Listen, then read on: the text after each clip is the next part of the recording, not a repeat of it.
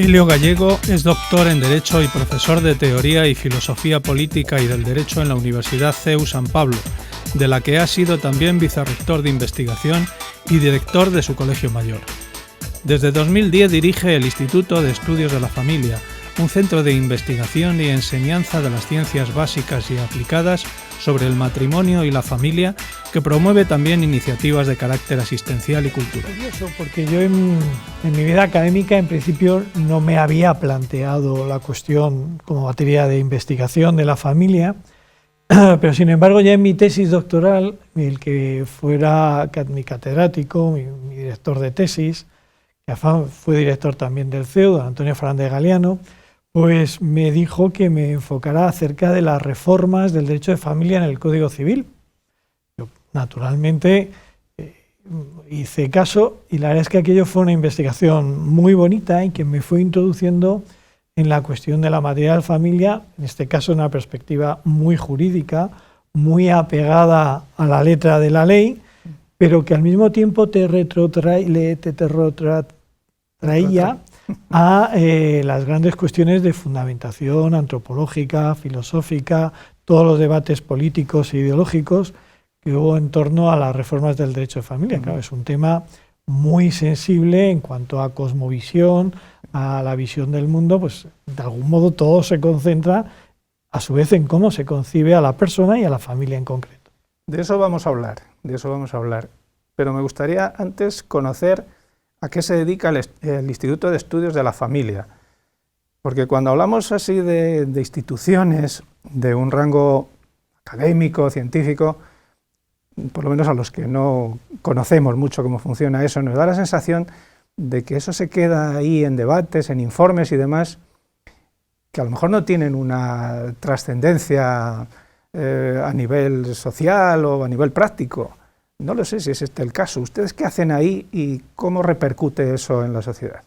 Hombre, como instituto universitario que es, tiene una primera dimensión ineludible que es la investigación.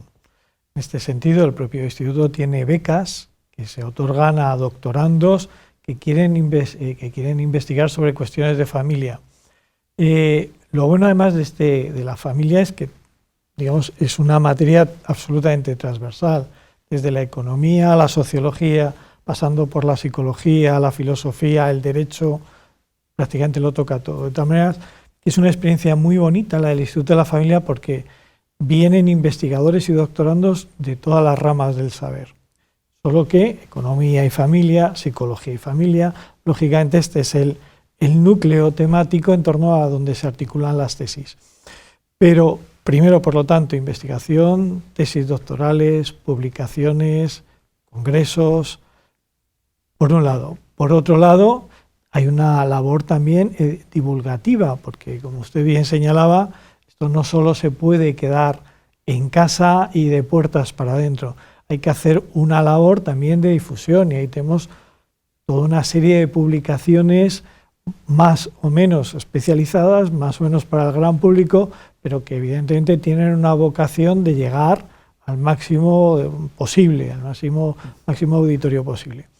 Por otro lado, una cosa que ya sí hemos tomado más conciencia en los últimos años es que el Instituto de Estudios de la Familia no se puede solo quedar para profesores o doctorandos o investigadores. Nuestro propósito ahora también es llegar a los alumnos, es que los alumnos entren de algún modo y participen en el Instituto de la Familia. Y una labor que estamos haciendo muy bonita es un curso de afectivo sexual dirigido exclusivamente para estudiantes que se llama Sapiencia Cordis, Sabiduría del Corazón, y está teniendo bastante éxito. Ya vamos por la 4ª edición de este curso de afectividad sexual, de cómo vivir la sexualidad, los afectos, cómo integrarlo en la unidad de la persona, cómo saberlo vivir con un otro, todas estas cosas que quizá durante tiempo se daban por sentadas y por supuestas, y ahora ya sabemos que esto no es así, que nuestros jóvenes necesitan referencias, necesitan iluminación, que se les oriente, que se les ayude, que se les acompañe. Y esto es una cosa en la que en los últimos tiempos el Instituto de Estudios de la Familia cada vez ha ido teniendo más claro y poniendo más recursos y más esfuerzos en este tipo de acompañamiento a nuestros alumnos. Y en razón de todos estos estudios y esos trabajos que ustedes realizan y esas reflexiones, indudablemente, ¿la familia goza de buena salud en España? Claro, siempre habría alguien que le podría contestar de la familia de quién. Claro. Entonces es verdad que tenemos que, por lo tanto, hablar de la familia en un sentido muy amplio, muy genérico y como una categoría, por decirlo así, que supera las situaciones particulares. Si miramos así la familia, tenemos que ser muy realistas. No, la familia no va bien. Habrá familias que vayan muy bien, evidentemente, y nos alegramos, pero la familia como tal, dicho así, no va bien. La familia, es obvio, está pasando por un momento que podríamos incluso definir como tormentoso. Son muchas fuerzas las que parece que la están sacando de su quicio, de sus fundamentos. Y la atmósfera que se está creando en torno a la familia no es la más favorable. Recuerdo un profesor que ponía una imagen en este sentido muy ilustrativa. Dice, es como si echamos salmones en el río Manzanares. Y esos salmones no van a estar bien. Estamos creando un clima, una atmósfera enrarecida respecto de la familia. Es decir, no hay los suficientes nutrientes, suficiente oxígeno para que la familia se críe del mejor modo, del modo más sano. Es una comparación que yo creo que es bastante ilustrativa de la que yo creo que es la principal dificultad que la familia tiene en este momento. ¿Pero en qué aspectos? Porque supongo que la mala salud suele venir siempre por una causa definida o por múltiples causas. Yo supongo que en este caso estamos más hablando de múltiples causas. Usted se ha referido antes a su tesis doctoral sobre el tratamiento de la familia en el Código Civil, en las leyes, etcétera. ¿Cómo contempla nuestro derecho a la familia? El derecho vigente actual, sí. Yo diría que prácticamente no la contempla. No la contempla. Ha habido un proceso muy acusado en los últimos años de desinstitucionalización y casi me atrevería a decir de desconstrucción de la institución familiar. La familia cada vez es menos considerada como unidad, como una unidad integral, y cada vez es más vista como de un punto de vista subjetivo, individualista, o si acaso, como unidad de consumo para la economía. Y como una serie de tramas, de relaciones, pero que en sí mismo no conforman una unidad orgánica. De manera que el legislador privilegia, digamos, los intereses más subjetivos y de una perspectiva más consensualista, y ha perdido de alguna manera esa unidad, esa totalidad institucional que es la familia. Pero no entiendo, ¿qué interés puede haber en desestructurar algo que entendemos que bueno, la sociedad está hecha de familias, porque todos nacemos de una familia, más o menos de un grupo familiar formado por un padre, una madre, unos descendientes, unos ascendientes? Todo eso lo hemos vivido todos, es decir, forma parte de nuestro ADN social, ¿no? ¿Quién tiene interés en cargarse de eso, no? Pues yo es una pregunta que me he hecho también muchas veces, y la respuesta que me doy a mí mismo es que todo nace de una falsa idea de libertad. Es decir, entender que la libertad del hombre consiste en desvincularse, en que cuanto más desvinculado, más autónomo, ese hombre va a ser más libre, más realizado, más autosuficiente. Yo creo que aquí evidentemente hay una antropología extraordinariamente errónea que contrapone vinculación, compromiso a libertad, sin entender que la libertad se realiza en el compromiso, en la vinculación.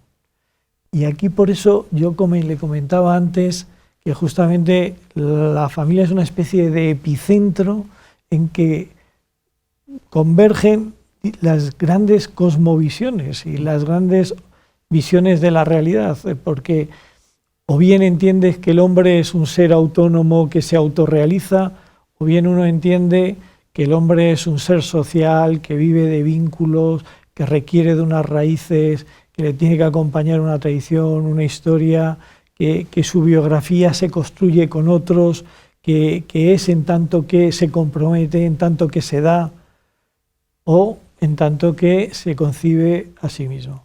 Me viene a la cabeza una frase de un poeta, Paul Valéry, que decía: cada vez estamos construyendo un mundo en el que se multiplican los solos, los solitarios. Hace poco en Inglaterra, pero hace nada, muy reciente, se anunciaba la creación de un ministerio de la soledad. Caramba.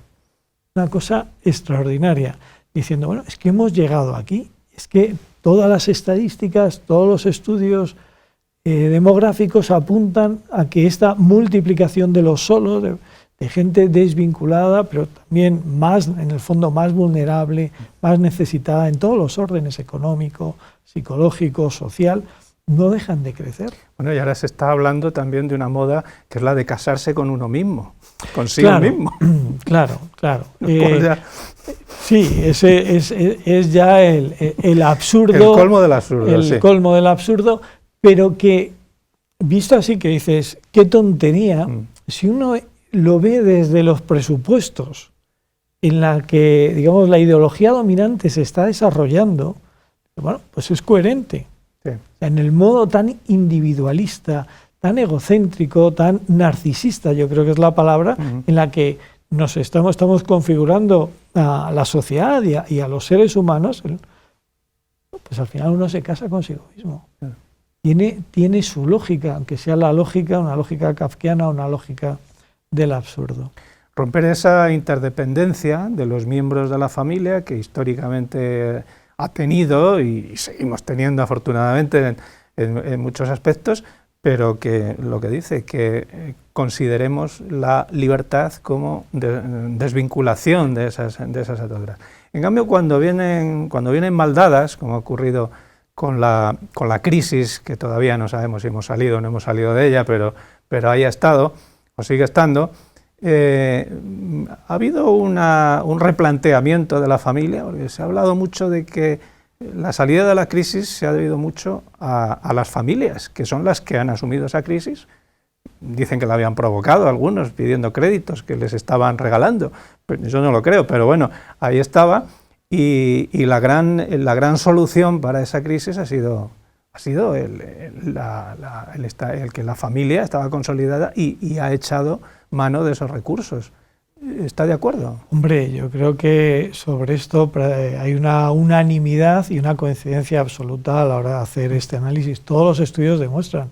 De hecho, los estudios lo que nos hablan es de un tanto por ciento, de más de un 3% del PIB, el que ha habido de solidaridad intergeneracional.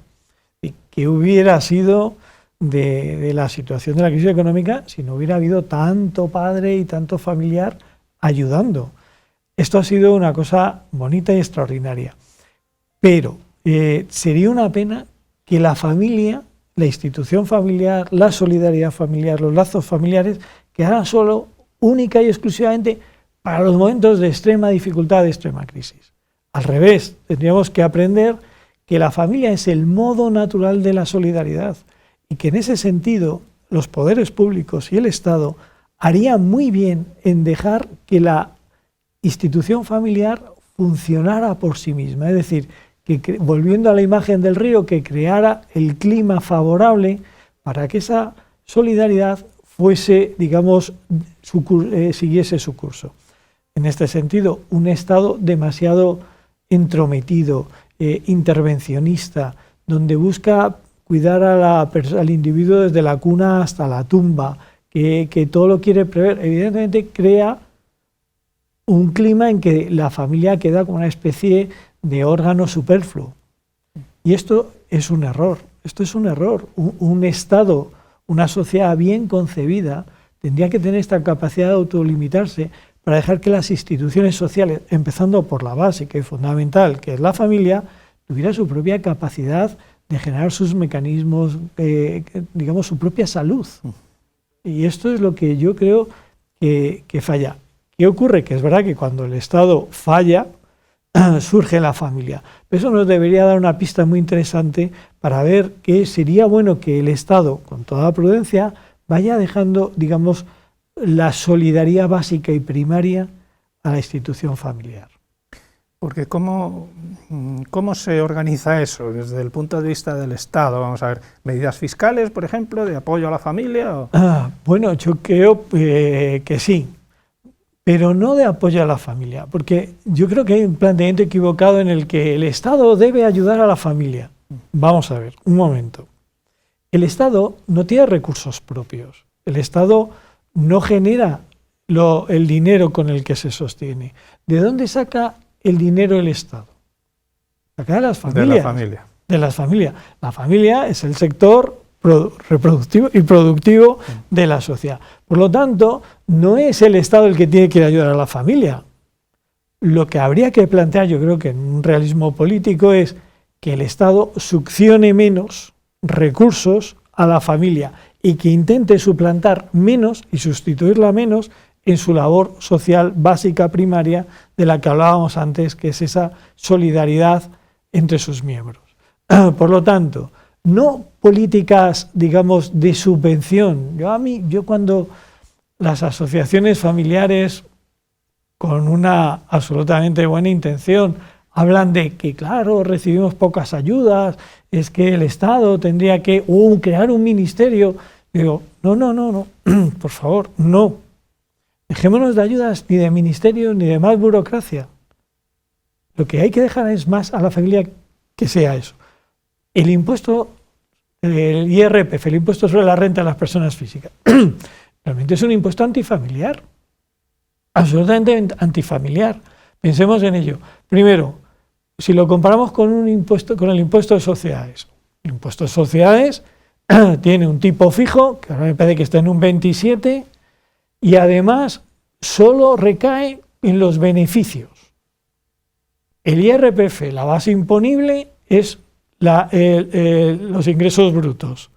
Y además con muy pocas deducciones y con un tipo progresivo. ¿Por qué este maltrato? Yeah. Hombre, uno piensa, claro, es que entonces el Estado se quedaría sin muchos de sus recursos. Pues no, perfecto, pero volverían a la familia, que es donde tienen que estar. Y ciertamente, es que a lo mejor el Estado no tiene que ser esa inmensa estructura omnipresente que lo tutela todo, lo garantiza todo. Dejemos, por lo tanto, espacios a la familia. Y una primera forma es dejarle, digamos, su patrimonio. No digo que no haya que contribuir a una solidaridad común. Por supuesto que sí. Pero no se trata de ayuda, se trata de que en gran medida lo que ingresan los padres se quede en el propio seno de la familia. No haya esa succión permanente por parte del Estado. Esta falta de medidas o de clima para que la familia se desarrolle convenientemente, pues claro, trae como consecuencia el que tampoco da muchas ganas de formar una familia o de posibilidades de formar una familia. ¿Cuánta gente escuchamos todos a nuestro alrededor? Conocemos a alguien que dice, bueno, me gustaría tener más hijos, pero es que no puedo. Además, los sueldos cada vez más bajos, las situaciones económicas malas.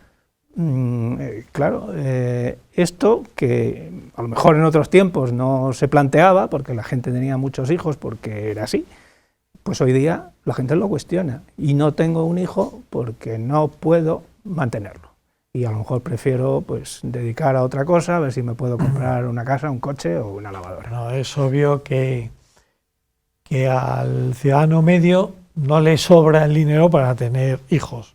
Es difícil. Todo el contexto, o sea, es verdad, el contexto social no ayuda. Y luego, en ese contexto social están también los factores, vamos a decirlo, de una desvalorización de la familia. A mí siempre me viene a la cabeza una frase de Cicerón que dice, en una sociedad, lo que no se aplaude, decae. ¿Y quién aplaude hoy día el matrimonio, la fidelidad matrimonial? Los hijos, el sacrificio, ¿quién lo aplaude? Pero si prácticamente en los medios de comunicación el padre de familia siempre es el tonto de la serie. Sí, ese es el que el que no, en fin, el pobrecillo.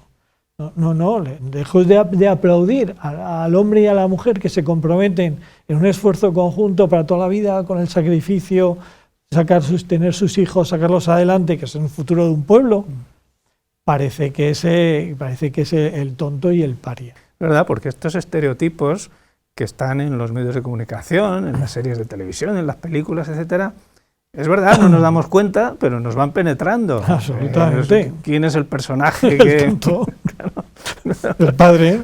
Claro. Padre, sí. Con lo cual no ayuda nada. A tú querer ser lo miras como en lo ese económico, personaje, ¿no? lo miras en lo fiscal, lo miras en lo laboral, lo miras en lo cultural, lo miras en la escala de valores.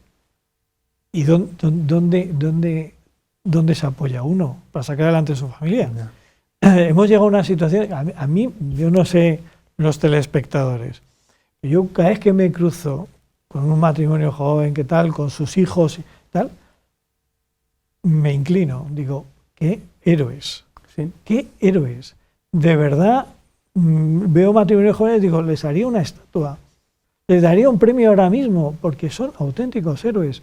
Pero la contrapartida de esto es, ¿qué tipo de sociedad hemos hecho para que un matrimonio joven con hijos sean héroes? Y lo son. ¿Qué tipo de sociedad hemos hecho? Algo no estamos haciendo bien. O sea, cuando al final tener hijos, comprometerte en criarlos, en sacarlos adelante, en darles una educación, se vuelve heroico hasta límites insospechados, algo está funcionando mal.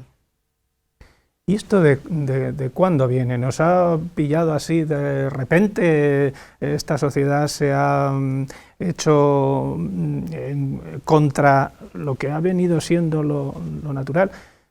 Fíjese, estaba pensando ahora, cuando se habla de matrimonio y se habla de familia, se suele decir el matrimonio o la familia tradicional, ¿no? Como casi de manera despectiva. Bueno, esto es lo que viene de entonces y ahora pues somos más modernos, ¿no? No lo sé, son conceptos que al final van calando, forman parte de nuestro día a día y no nos damos cuenta de que, hombre, estamos yendo en contra de lo que ha sido y lo que tiene que seguir siendo nuestra vida y nuestra sociedad. Estamos viviendo un experimento. Realmente esto es un experimento. ¿Cómo hacemos una sociedad de hombres sin huellas de lo religioso, rompiendo con el pasado, con la historia, con la tradición, hombres desvinculados? Es un experimento, pero yo creo que ya, hombre, tiene un momento, digamos, muy claro, que vamos a cumplir 50 años, que es mayo del 68. No viene de mayo del 68, viene muy atrás, pero es obvio que mayo del 68 es un punto de inflexión que está ahí. Es una revolución cultural que en lo político fracasó, pero en lo cultural ha tenido un éxito extraordinario.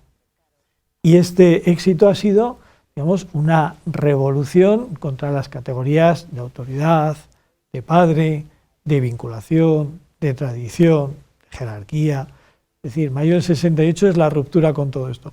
Hay que reconocer que ha tenido éxito.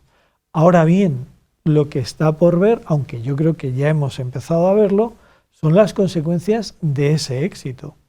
Y de esa persona que decíamos desvinculada, cada vez más sola, más aislada, más narcisista, más egocéntrica, y cómo vemos cómo las siguientes generaciones se les va pasando una factura cada vez, creo yo, más difícil de soportar. Es la fractura de las dudas, de cuando entran las dudas sobre la propia identidad, de pero quién soy yo, cuál es el sentido de mi vida, pero me han amado, mis padres me han amado, pero me aman, ¿qué están dispuestos a dar por mí?, etcétera. Todas estas cosas que para los jóvenes son fundamentales porque son el suelo firme donde realmente pueden arraigar y crecer en una especie de salud personal, es decir, capaces de afrontar los desafíos de la vida, porque los que ya peinamos canas sabemos que la vida nos desafía, que la vida es dura, que nadie se va a encontrar un camino fácil, y para eso, para afrontar la vida, uno tiene que tener realmente resortes y recursos fuertes para aceptar esos desafíos y no venirse abajo. Pero claro, ¿quién le daba a uno esos recursos y esos resortes? Padres. El amor de tus padres, la fidelidad de tus padres, el sacrificio de tus padres. Y el poner límites también. Hombre. Porque yo creo que había una generación ahí, ha citado Mayo del 68, efectivamente a partir de esa generación, había una generación de padres que han considerado que sus hijos no podían vivir la experiencia suya de una cierta represión paterna, familiar, etcétera, y han dejado rienda suelta. Y con el tiempo algunos se han dado cuenta y han llegado a decir que gran error, ¿no? Que la educación está en poner límites, en hacer caminos, en conducir. Y claro, cuando te das cuenta ya es demasiado tarde.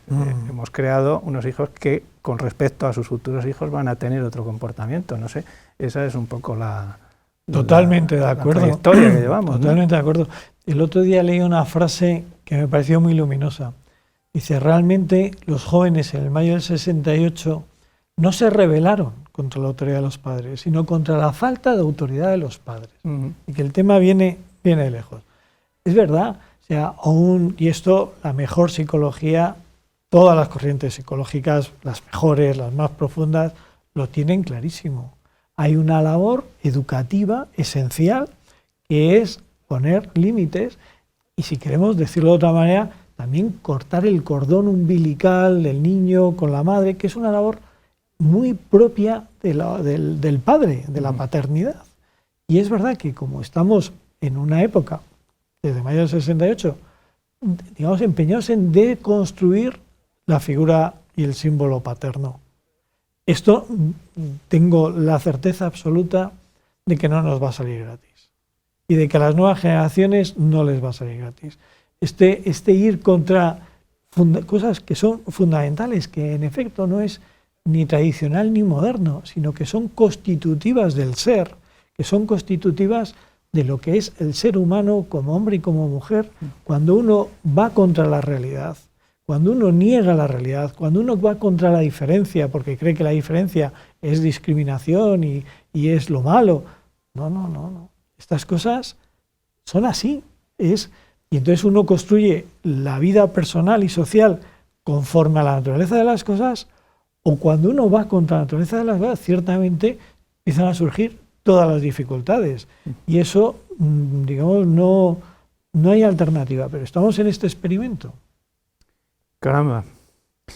¿Y esto tiene solución o qué? Claro que la tiene, absolutamente. ¿Por dónde vamos a ir? Hombre, pues por lo básico. Lo básico, la solución es volver a un sentido de lo sagrado por parte de las personas, porque sin lo sagrado no existe sacrificio. Pero con lo sagrado uno es capaz del sacrificio y uno entiende que la vida es para entregarla, uno entiende que la vida es una donación, que la vida se hace cuando uno no se reserva, sino que uno, digamos, se abre al otro. Y cuando esto ocurre, y hay muchísimas parejas, matrimonios, que están viviendo experiencias de amor verdaderas, reales, de entrega, que quieren construir algo sólido, que tienen este sentido de lo sagrado en el que uno encuentra el significado de su vida en una donación de sí mismo. Esto es semilla de una sociedad sana, esto es semilla de algo que está creciendo, que es, digamos, no visible, como toda gestación y como todo alumbramiento tiene su penumbra. Pero esto está creciendo. El tiempo dirá qué es la hojarasca, dirá qué es lo que está muerto y dirá lo que está vivo. Pero lo vivo se abrirá a paso, con toda seguridad. Estoy pensando en muchas personas que colaboran en ONGs, en asociaciones de tipo asistencial y demás, y dicen, yo entrego mucho, pero es más lo que recibo, ¿no? Es un poco eso, darnos cuenta del valor de la entrega, ¿no? Absolutamente, absolutamente. ¿Y qué mejor ONG que fundar una familia? Hombre, claro.